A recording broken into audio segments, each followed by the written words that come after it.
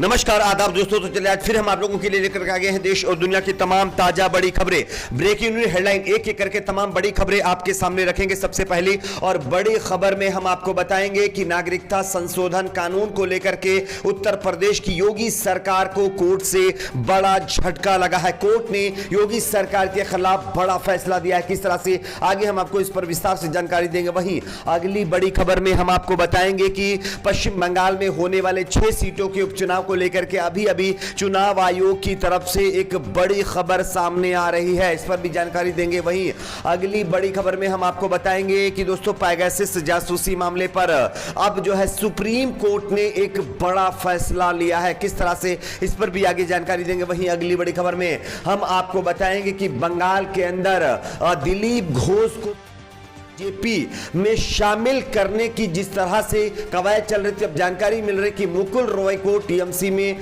जिस तरह से उन्होंने वापसी की थी, उसके बाद अब बीजेपी में वापसी करने के लेकर के बीजेपी के दिग्गज नेताओं को लगा दिया गया है। किस तरह से, इस पर भी जानकारी देंगे। वहीं अगली बड़ी खबर में हम आपको बताएंगे कि राम मंदिर निर्माण के मामले पर बीजेपी के ऊपर बड़े भ्रष्टाचार के आरोप अब लग गए हैं। किस तरह से, इस पर भी आगे जानकारी देंगे। वहीं अगली बड़ी खबर में हम आपको बताएंगे किसानों को लेकर के योगी आदित्यनाथ यानी उत्तर प्रदेश की बीजेपी सरकार का बहुत बड़ा ऐलान, अभी एक बड़ा ऐलान किया गया है। किस तरह से, इस पर भी आगे जानकारी देंगे। वहीं अगली बड़ी खबर में हम आपको बताएंगे कि अभिनेता सोनू सूद के पॉलिटिक्स में जाने की खबरें सामने आ रही हैं। जानकारी के मुताबिक अब सोनू सूद आम आदमी पार्टी ज्वाइन कर सकते हैं। किस तरह से, इसको लेकर के विस्तार से आगे हम आपको जानकारी देंगे। उससे पहले छोटी सी रिक्वेस्ट करेंगे दोस्तों कि इस वीडियो को बनाने में हमें बहुत मेहनत लगी है, इसलिए आप सभी लोग वीडियो को लाइक करके ज्यादा से ज्यादा शेयर करिए और चैनल को सब्सक्राइब करके बेल आइकन जरूर प्रेस कर लीजिए। बात करते हैं पहली और बड़ी खबर की दोस्तों। नागरिकता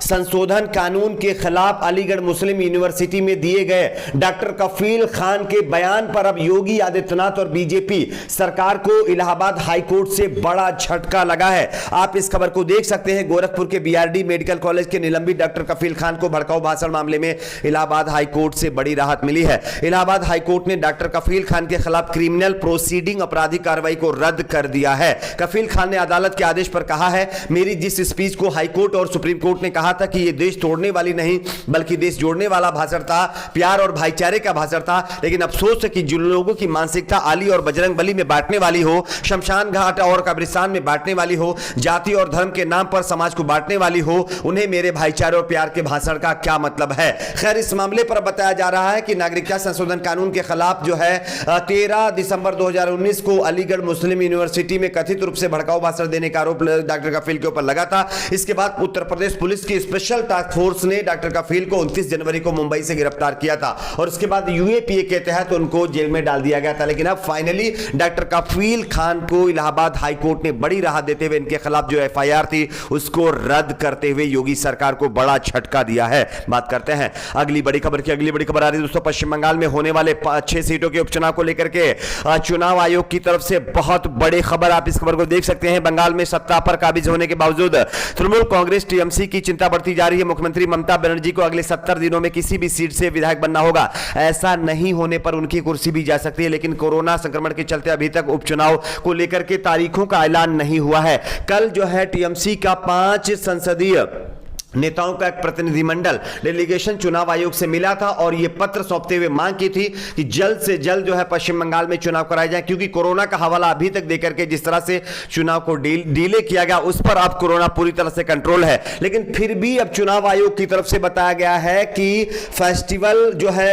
होने की वजह से, फेस्टिवल सीजन होने की वजह से अभी चुनाव नहीं हो पाएगा, यानी कि फिर से एक बार जो है चुनाव को डिले करने की कोशिश की जा रही है, जो बीजेपी की तरफ से लगातार इसी मामले पर जो है कदम आगे बढ़ाया जा रहा था। तो ये एक और बड़ी खबर कि ममता बनर्जी की आने वाले दिनों में मुश्किलें फिर से एक बार बढ़ सकती हैं। बात करते हैं अगली बड़ी खबर की। अगली बड़ी खबर आ रही है दोस्तों सुप्रीम कोर्ट से पेगासस जासूसी मामले पर बहुत बड़ी खबर। आप इस खबर को देख सकते हैं। पेगासस जासूसी विवाद को लेकर के केंद्र के साथ टकराव के बीच पश्चिम बंगाल की मुख्यमंत्री ममता बनर्जी ने बीते महीने नेताओं, अधिकारियों और पत्रकारों की जासूसी के आरोपों की जांच करने के लिए 2 सदस्यीय जांच आयोग की घोषणा की थी। थी, लेकिन मुख्यमंत्री ममता बनर्जी ने कहा था कि पश्चिम बंगाल ऐसा कदम उठाने वाला पहला राज्य है। लेकिन इस मामले पर अब जानकारी मिल रही है कि सरकार ने बीते बुधवार को सुप्रीम कोर्ट से कहा है कि शीर्ष अदालत के पूर्व न्यायाधीश मदन बी लोकुर की अध्यक्षता वाला उसका 2 सदस्यीय आयोग पेगासस जासूसी मामले की जांच तब तक आगे नहीं बढ़ाएगा जब तक यहां लंबित याचिकाओं पर सुनवाई पूरी नहीं हो जाती। यानी कि अब पेगासस जासूसी मामले पर जिस तरह से पश्चिम बंगाल की सरकार ने कमेटी गठित की थी, वो कमेटी आगे अब जांच नहीं करेगी जब तक सुप्रीम कोर्ट में ये याचिकाएं लंबित है, जब तक इस याचिकाओं पर पूरी तरह से समाधान नहीं निकलता तब तक कोई सुनवाई नहीं होगी। बात करते हैं अगली बड़ी खबर की। अगली बड़ी खबर आ रही है दोस्तों, एक बार फिर से मुकुल रॉय को बीजेपी में लाने के लिए बीजेपी का केंद्रीय नेतृत्व लग चुका है। आप इस खबर को देख सकते हैं दोस्तों।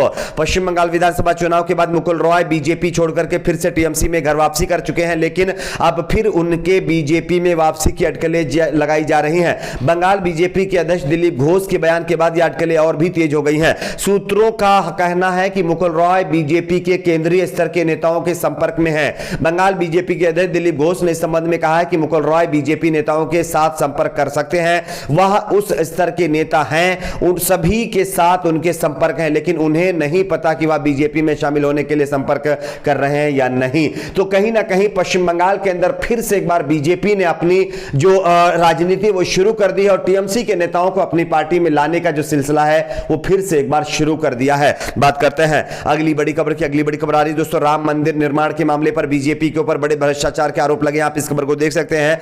बांदा जिले में बसपा राष्ट्रीय महासचिव और राज्यसभा सांसद सतीश चंद्र मिश्र ने ब्राह्मणों को साधते हुए कहा कि भाजपा सरकार में हुए अत्याचार का ब्राह्मण समाज बदला लेगा। पूरे देश में ब्राह्मणों का उत्पीड़न हो रहा है, मंदिरों से ब्राह्मणों को हटाया जा रहा है, राम मंदिर के नाम पर लोगों को लूटा जा रहा है। अयोध्या, वृंदावन और काशी में कोई विकास नहीं हुआ है। उन्होंने यह बात गुरुवार को एक मैरिज हॉल में आयोजित प्रबुद्ध वर्ग सम्मान सुरक्षा व तरक्की विचार गोष्ठी में कही है। उन्होंने सपा और भाजपा को एक जैसी पार्टी बताते हुए गोष्ठी में निर्धारित समय से कुछ देर से पहुंचे मिश्र ने कहा ब्राह्मणों ने ही भाजपा सरकार बनवाई और अब उन्हीं के इशारे पर उत्पीड़न हो रहा है। और जिस तरह से राम मंदिर का निर्माण बीजेपी करवा रही है उसमें किस तरह से बड़े भ्रष्टाचार के खुलासे हुए हैं, इस पर बीजेपी किसी तरह की जांच नहीं बिठा रही है। इसका बदला अब ब्राह्मण समाज आने वाले चुनाव में लेगा। तो यह बड़ा आरोप बीएसपी की तरफ से बीजेपी के ऊपर लगाया गया है। बात करते हैं अगली बड़ी खबर की। अगली बड़ी खबर आ रही दोस्तों, अब उत्तर प्रदेश की योगी सरकार ने किसानों को लेकर के बड़ा ऐलान कर दिया। आप इस खबर को देख सकते हैं। पश्चिमी उत्तर प्रदेश के नाराज किसानों को मनाने के लिए चुनाव से पहले मुख्यमंत्री योगी आदित्यनाथ ने कई महत्वपूर्ण फैसले लिए हैं, जिसमें यह फैसला लिया गया है कि पराली जलाने वाले किसानों पर दर्ज मुकदमे अब उत्तर प्रदेश की योगी सरकार वापस लेगी। मुख्यमंत्री ने बुधवार शाम पश्चिमी उत्तर प्रदेश के किसानों से संवाद के दौरान यह घोषणा की है। मुख्यमंत्री ने यह भी कहा कि मुकदमे वापस लेने के साथ ही साथ किसानों पर लगाया गया जुर्माना भी माफ किया जाएगा।